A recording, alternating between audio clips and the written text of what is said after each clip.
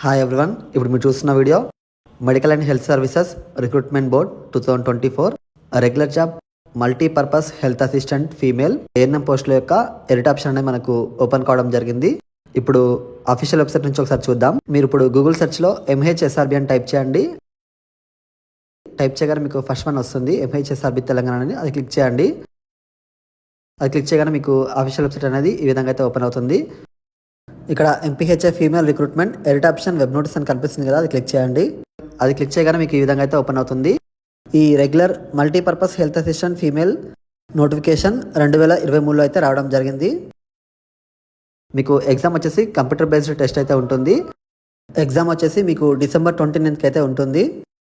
మీరు అప్పుడు అప్లై చేసినప్పుడు ఏమైనా మిస్టేక్స్ కానీ ఉన్నట్లయితే మీరు ఇప్పుడు ఎడిట్ అయితే చేసుకోవచ్చు. ఎడిట్ ఆప్షన్ అనేది మనకు ఓపెన్ అయితే అవ్వడం జరిగింది. ఇక్కడ మీరు ఎడిట్ ఆప్షన్ వచ్చేసి మీకు December 12వ తారీఖు నుండి December 14వ తారీఖు సాయంత్రం 5 గంటల వరకు అయితే ఎడిట్ ఆప్షన్ అనేది అవైలబుల్గా అయితే ఉంటుంది అఫీషియల్ వెబ్సైట్లో.